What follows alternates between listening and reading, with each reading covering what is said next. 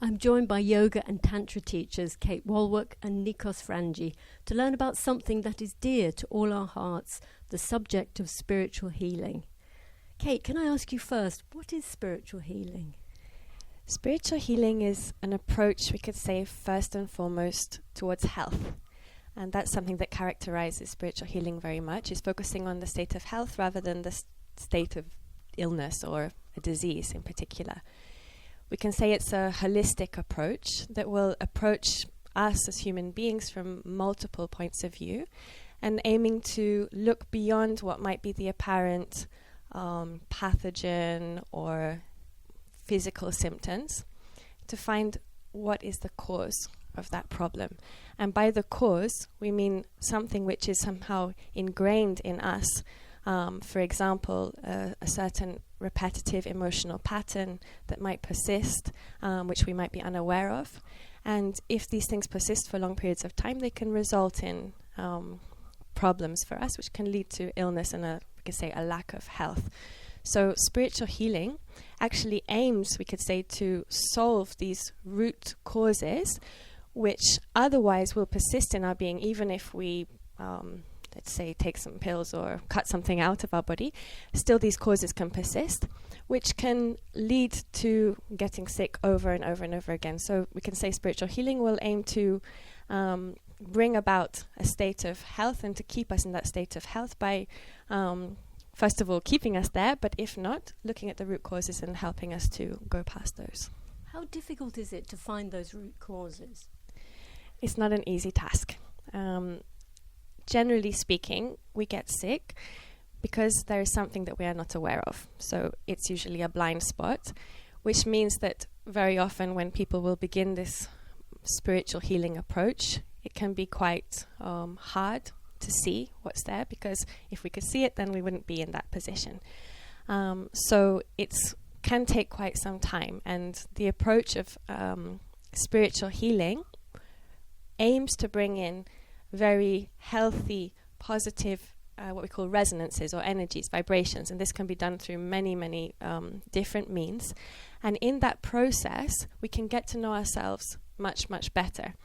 And through this approach of spiritual healing, we can start to become aware of certain patterns which exist in us, things that are not healthy, things that are leading us in directions which are not beneficial for us.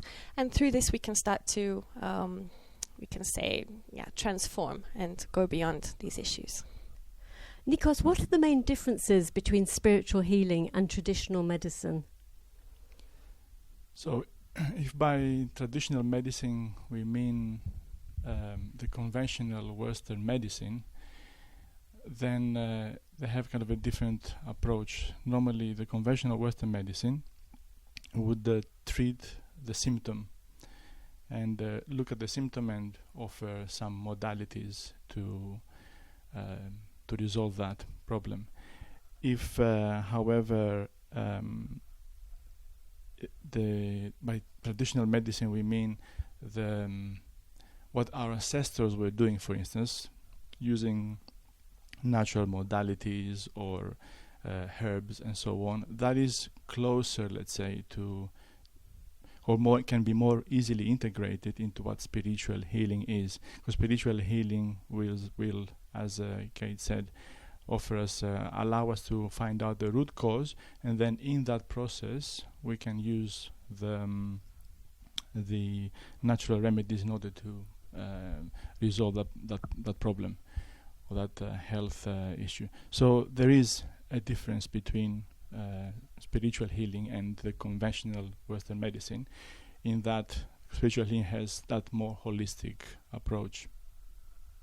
So in a way, it's traditional medicine or conventional Western medicine is not getting to the root of the problem. It's dealing the symptoms too much. Exactly. And they're not making the person, the individual who has the issue, aware that there might even be a root cause.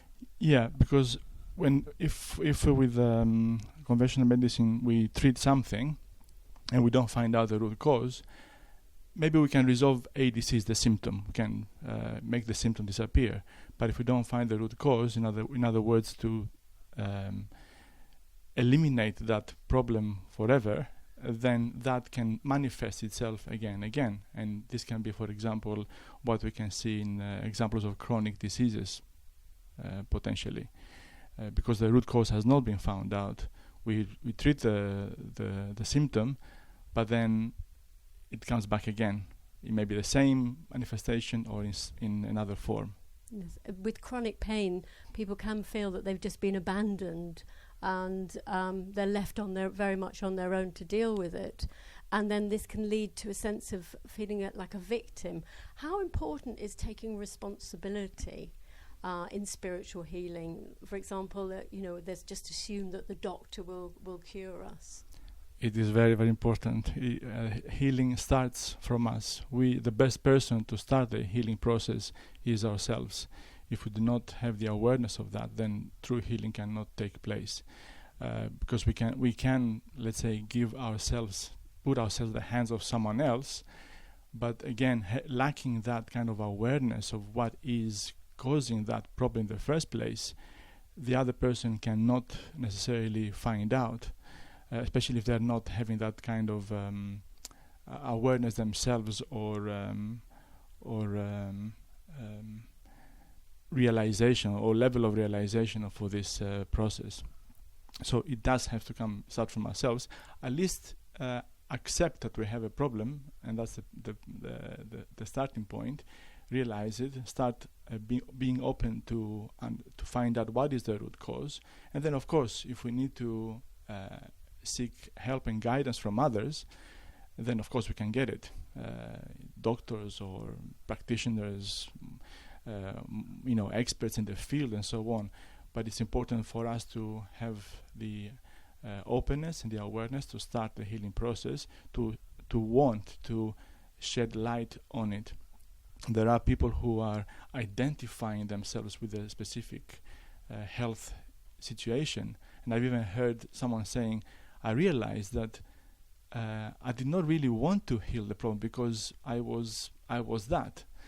A lot of people, by being in that situation, it's a way for them to, not because they do it on purpose, but it's a way for them to receive love and some sort of attention. And this kind of identification needs to be stopped. We need to de-identify ourselves from that problem. So how do people learn, Kate? How do people learn about spiritual healing? Well, as I mentioned before, it starts with our own awareness. So somehow in that sense, we can be our own best teachers. Because by, for example, having some kind of spiritual practice, such as yoga, meditation, and so on, this increases our awareness of ourselves and also helps us to uncover these kind of issues which we might have. Also, we have a workshop coming up on the 25th and 25th of March. And this will be a wonderful opportunity also to learn more about spiritual healing. Of course, there are also books that you can look at. There are certain authors such as Deepak Chopra and Joe Dispenza and Brandon Bayes, other authors that have written some wonderful works also on different types of spiritual healing. I would advise against just doing a kind of broad search on the term spiritual healing, because there's a huge amount out there which can be quite confusing and what people actually call spiritual healing. Can I also add that to what Kate said, that indirectly or directly, whenever we are starting on a spiritual path, which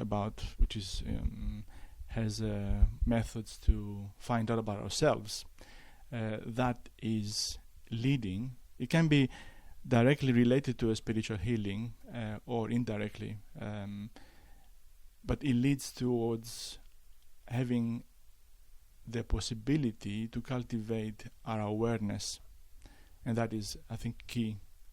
So any spiritual, whenever we are embarking on a spiritual path, then that will help us for sure.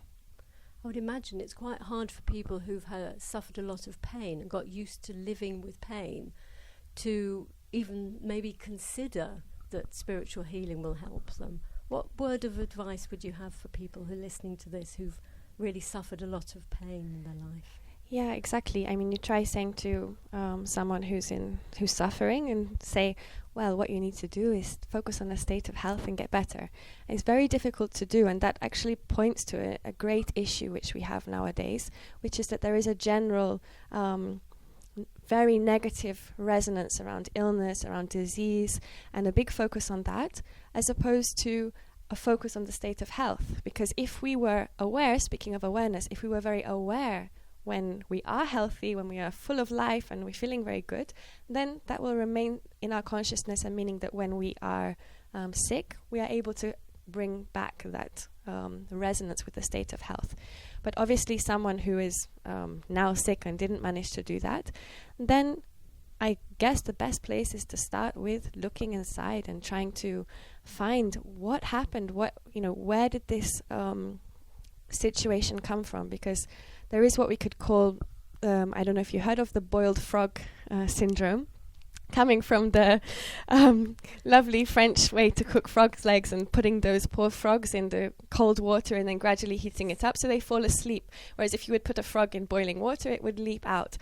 And this is the situation very often with people nowadays, that some issue will creep in, and lacking the awareness, we either completely don't notice or we have a tendency to ignore it. And gradually that will increase more and more and more until we find ourselves in a very, very serious situation, which then it's quite late in the day to start to cry for help.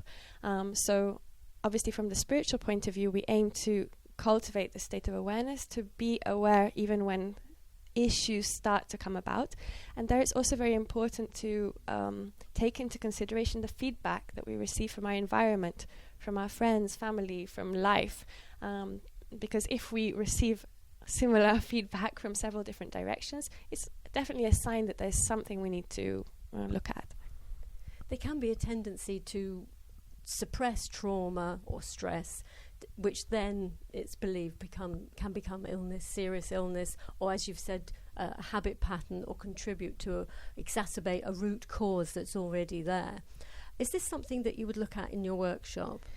Yes, it's a very important aspect. I mean, there is something which is called by some people cellular memory, which refers to people, and often children actually, having a difficult emotional experience. I'm not talking necessarily here about a serious trauma even, but an experience that happened that affected us deeply, something where we felt abandoned or neglected, a situation that we found very difficult to forgive. And if we did not succeed to process those emotions sufficiently at that time, then they are suppressed and they remain somehow ingrained in us. And according to some people, they are even somehow stored in our cells. And if we did not succeed to heal that emotional issue, we didn't truly manage to forgive, then yes, that can actually eventually result in a physical disturbance or a disease. And can it also be a case that we don't understand our fundamental needs? Because as I understand, fundamental needs is a very important part of tantric teaching. Yes, and again, this is about fundamental needs, or it is about a lack of awareness. And if we constantly are refusing or rejecting the fundamental needs, then we may be suppressing, in other words, and going to this habitual pattern. And we may be developing something which we are not aware of, and then suddenly it comes up as a disease because of what we are neglecting all the time. We are blocking it and blocking, and then at some point is manifesting as a disease or an illness and so on. So once the root cause is discovered, what practical things can people do? What does yoga and tantra teach? So the asanas, for instance, the bodily postures, and having again the awareness of what an asana does when you are practicing it, because different parts of the body, for instance, are governed, as we say, by different chakras, and therefore practicing an asana which is having an effect on a specific chakra, bringing energy in that area, then can help gradually to restore the balance in that area. But also meditation, going deeper, and is in introspection. Also pranayama, for instance, again, which is about the controlling of the prana, the energy, through the breath, and directing that energy into different parts of the body, different areas of our being. Then also modalities which can help in the healing process, but also other methods like entering in communion with certain energies, what we refer to as godly attributes, which are energies with a specific frequency of vibration, and entering into that in communion with those energies.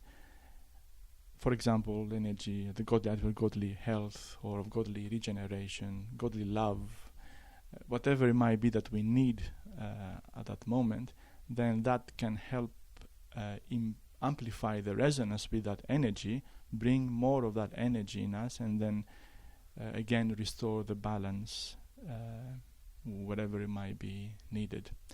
It can be in an area or in the whole of our body, also as of our being. Also, asanas and pranayama do not work only the physical level, because a lot of times, or very often, or if not always, any physical disease will have a root cause in a more subtle level. So asanas, pranayama, and all the different modalities offered by yoga and tantra are addressed to all the different layers. So somebody could come to you who is has an illness, and would it be true to say that there's a problem with their resonances? They're not in harmony. The resonances in their being are not in harmony. Yes. If we have a disturbance, if we have an illness, then there is a resonance which is not healthy in our being. And this is something I can even share from my personal experience of having gone through this process also of healing, that it's extremely beautiful journey, actually. Not that we wish to encourage people to get sick, but if something does appear, we can embrace this moment, because illnesses, disease, even injuries are signals, we could say, from our deepest self that there's something we need to transform. There is a resonance which persists in our being, which is unhealthy and which opposes our spiritual evolution. And myself having a health issue, I went through this process of going very, very deep inside and looking at what could be that cause. And I found, for instance, in my case, that it was a lack of happiness in my being. That although I thought, I'm a spiritual practitioner and I'm a happy person, it wasn't really the reality. And by actually working, for instance, with the godly attribute of godly happiness and aiming to bring that resonance in my being, also going through a process of healing certain emotional issues and so on, that health issue, it was resolved. So this is just an example of how this can work. That sounds wonderful. Is it possible that somebody might be ill because of a karmic reason, or something that's carried through from another lifetime? Yes, there is a karmic aspect to it. Any kind of, can say, manifested illness will have its roots in certain conditions, patterns, blockages, lack of awareness, and so on, which, however, has as a subtle cause, we can say, some karmic related causes, we can say, some karmic conditionings, we can say. So unless we become aware of what these karmic obstacles are, then we cannot get out of that limitation. So definitely there is this correlation with karma, and that's why it's important as part of when we have a health issue, then we can let's say go on a treatment, in inverted commas, of burning karma, that caused that specific issue, with different methods. There are different methods for that. So yes, there is definitely a correlation with this aspect. Can a whole community or a whole country be affected adversely by illness or resonances of, say, fear, hate? If they've been through a war, there may be guilt, despair, loss. Yes, definitely. I mean, this is something that's known by psychologists nowadays. It's not just us talking about that. Collective subconscious, or a whole country being affected exactly by a predominant emotion even. And this can be a big obstacle to healing because, for example, if a certain culture encourages hatred towards a certain group, then it can be very difficult for someone to forgive whatever has happened, because that might even be opposed by the majority. And fundamentally, any tension that exists in our being will oppose the state of health. So any kind of collective idea, any collective resonance which brings a general state of tension or stress will oppose health in general. We live in times where stress and trauma, to some extent, has become normal. It's a terrible challenge for people. And in many cases, they try alternative things. Like, for example, war veterans in the USA have been using LSD and using the hallucinations to find some healing. So is this about going into another dimension?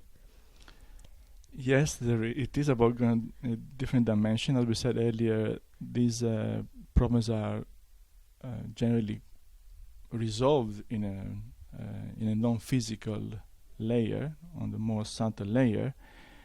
However, the methods offered by yoga and Tantra, for instance, Ayurveda or other traditional approaches, are more natural,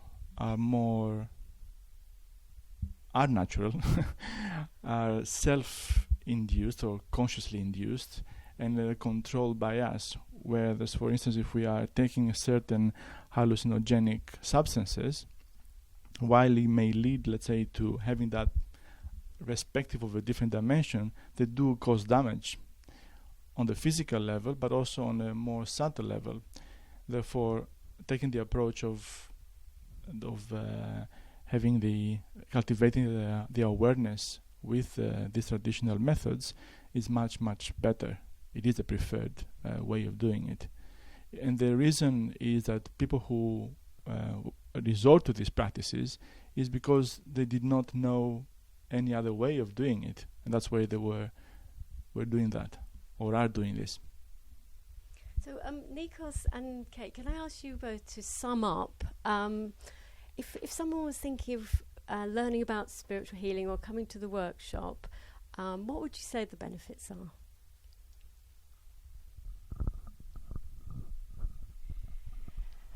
So I would suggest to come to this workshop because it's health is something which is important to all of us.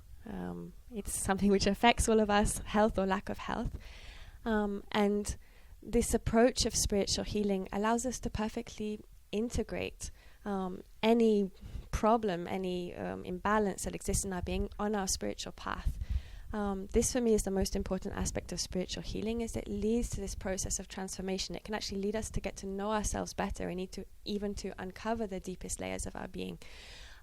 So this workshop will look at how healing is approached from a spiritual perspective, understanding what is health, what is healing, what are the differences between this spiritual approach and a less spiritual approach, we could say, as well as we'll look at some practical methods that everyone can take home and apply at home. Nikos. Yes, and it is, although as Kate said earlier, it's not advisable to get sick to become aware of how we can transform ourselves. These are opportunities in order to go on this journey of becoming whole and realizing, getting closer to who we truly are. Nikos and Kate, thank you very much.